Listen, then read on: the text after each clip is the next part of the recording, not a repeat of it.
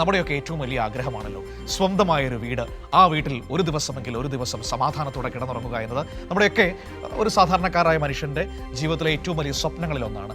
അങ്ങനെ ഒരു മനുഷ്യൻ സ്വപ്നം കണ്ടൊരു വീട് നിർമ്മിച്ചു. പക്ഷേ ആ വീട്ടിൽ താമസിക്കാൻ ഒരു നിമിഷം പോലും താമസിക്കാൻ കഴിയാത്തൊരവസ്ഥയിലേക്ക് ആ മനുഷ്യൻ എത്തി നിൽക്കുന്ന ഒരു ദുരിത കാഴ്ചയിലേക്കാണ് നമ്മളിനി പോകുന്നത്.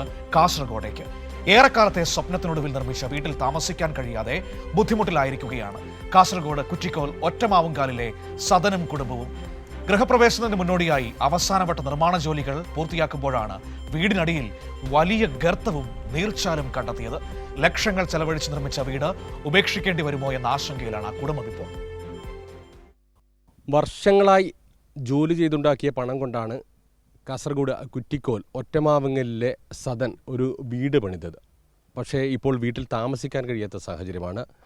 വീടിൻ്റെ നിർമ്മാണം ഏതാണ്ട് പൂർത്തിയായി കഴിഞ്ഞ് മറ്റ് നിർമ്മാണ ജോലികൾ ചെയ്യുന്നതിനിടെയാണ് വീടിന് തൊട്ട് താഴെ ഒരു ഗർത്തവും അതിലൊരു നീർച്ചാലും കണ്ടെത്തിയത്.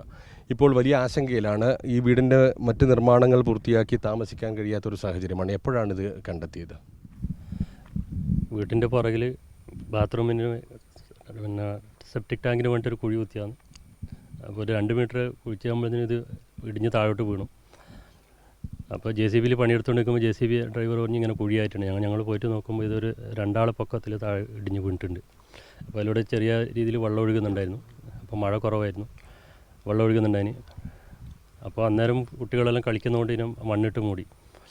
പിറ്റേ ദിവസം ആകുമ്പോൾ തന്നെ ഈ മണ്ണെല്ലാം ഒലിച്ച് പോയി. അപ്പോൾ താഴെ ഞങ്ങൾ ഒരു 150 മീറ്റർ താഴെ ഒരു കുഴി, ഞങ്ങൾ കുളിക്കുന്ന ഒരു കുളമുണ്ട്. ആ കുളത്തിലേക്കാണ് ഇത് ഇറങ്ങിപ്പോയിട്ടുള്ളത്. 3 വർഷമായി ഞാൻ പണി തുടങ്ങിയിട്ടുണ്ട്. സാമ്പത്തിക ബുദ്ധിമുട്ട് കാരണം ഇങ്ങനെ നീണ്ടു പോയി. ഇപ്പോൾ ഈ ആഗസ്റ്റ് 28 തീയതി ഞാൻ കുടികൂടാണ്ട് എല്ലാ സാഹചര്യവും ഇങ്ങനെ ചെയ്തുകൊണ്ടുണ്ടായിരുന്നത്. അധികൃതരെ ആരെങ്കിലും വിവരം അറിയിച്ചോ? അവർ വന്ന് പരിശോധിച്ചോ? കലക്ടർക്ക് വിവരം കൊടുത്തായിരുന്നു. അപ്പോൾ ഈ കലക്ടറെ അറിയിച്ചു. അതുപോലെ ജിയോളജി വകുപ്പിനെയും മറ്റേ ഗ്രൗണ്ട് വാട്ടറേയും താലൂക്ക് ഓഫീസിലൊക്കെ വിവരം അറിയിച്ചു. അപ്പോൾ ഗ്രൗണ്ട് വാട്ടറിൻ്റെ അവരും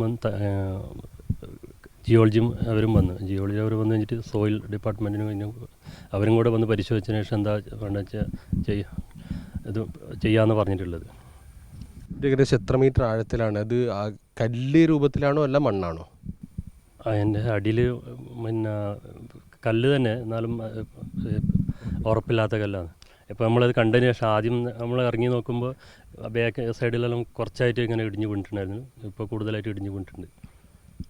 താമസിക്കാൻ പറ്റില്ലെന്നൊരു ആശങ്കയാണല്ലേ? ഭയങ്കര ആശങ്കയാണ്. വീടിനായി കുറേ പൈസയൊക്കെ ചിലവാക്കിയിട്ടുണ്ടാവില്ലേ? ബാങ്ക് ലോണുണ്ട്, ഭാര്യയുടെ സ്വർണം വിറ്റു, പിന്നെ കൂട്ടുകാരോട് ഇങ്ങനെ വാങ്ങിച്ചു. ഏകദേശം 30 ലക്ഷം രൂപ ചിലവായി. വലിയൊരു ആശങ്കയിലാണ്. അപ്പോൾ നാട്ടുകാരുൾപ്പെടെ ഇവിടെ എത്തി നിൽക്കുന്നു. പക്ഷേ എന്ത് ചെയ്യണമെന്ന് കൃത്യമായിട്ട് അറിയില്ല. ഇപ്പോൾ നമുക്കിവർക്ക് എന്ത് ചെയ്യാൻ കഴിയും? നമ്മൾ അധികൃതരുമായിട്ടൊക്കെ ബന്ധപ്പെട്ട് എന്തെങ്കിലും തരത്തിലുള്ള ഇടപെടൽ നടത്താൻ കഴിയുമോ? അതെ, അധികാരികളുടെ ശ്രദ്ധയിൽപ്പെടുത്തിയിട്ട് കിട്ടുന്ന ആനുകൂല്യം വാങ്ങിക്കൊടുക്കാൻ ആവശ്യമായ ശ്രമം നടത്തുന്നുണ്ട്. യാദൃച്ഛികമായിട്ടാണ് ഇങ്ങനെ കണ്ടത്. ഇപ്പോൾ നേരത്തെ സൂചിപ്പിച്ചതുപോലെ ടൈൽസിൻ്റെ കൂലിപ്പണിക്ക് പോകുന്ന ആളാണ് ഈ സദൻ. അപ്പോൾ കൂലിപ്പണിയെടുത്ത് മിച്ചം വെച്ചതും ബാങ്ക് ലോണും അതുപോലെ സ്വർണം മറ്റെല്ലാം കൂടിയിട്ടാണ് ഇങ്ങനെ ഒരു ഇതിലേക്ക് അവൻ്റെ ജീവിതാഭിലാഷമാണ് ഒരു വീട് എന്നുള്ളത്. അതിനുവേണ്ടിയുള്ള ശ്രമത്തിലാണ്. അങ്ങനെയാണ് ഇപ്പോൾ ഈ ആശങ്ക, ഒരു വല്ലാത്ത ആശങ്കയിലാണ്. എങ്ങനെ സഹായിക്കാൻ കഴിയുന്നു അധികൃതരുമായി ബന്ധപ്പെട്ട് വേണ്ട നടപടികൾ സ്വീകരിക്കും. കുറ്റിക്കോൽ പഞ്ചായത്ത് പ്രസിഡന്റ് ശോഭനകുമാരി കൂടി സ്ഥലത്തെത്തിയിട്ടുണ്ട്. എന്താണ് ഇവർക്ക് നമുക്ക് ചെയ്തു കൊടുക്കാൻ പറ്റുക? ഈ വിവരം അറിഞ്ഞ ഉടനെ തന്നെ പഞ്ചായത്ത് വില്ലേജ് ഓഫീസറെയും അതുപോലെ തന്നെ പഞ്ചായത്ത് സെക്രട്ടറിയെ അറിയിച്ചു. അതുപ്രകാരം അവരൊക്കെ വന്ന് സൈറ്റ് നോക്കുകയുണ്ടായി. അതിനുശേഷം ഈ ഗവൺമെൻറ് സംവിധാനമൊക്കെ കോർത്തിണക്കിക്കൊണ്ട് ചെയ്യാൻ പറ്റുന്ന സഹായം നമുക്ക് ചെയ്തു കൊടുക്കാമെന്ന ഇതിലാണുള്ളത്. അങ്ങേയറ്റം സങ്കടത്തിലാണ് സദനുള്ളത്. ചെയ്യാൻ പറ്റുന്ന അങ്ങേയറ്റം പോയി അവർക്ക് വേണ്ട സഹായം ചെയ്തു കൊടുക്കാമെന്നാണ് പറയാനുള്ളത്. ഒരു സ്വന്തമായി നല്ലൊരു വീട് എന്ന് പറയുന്നത് എല്ലാ മനുഷ്യരുടെയും സ്വപ്നമാണ്. അങ്ങനെ സദനും സ്വപ്നം കണ്ടു.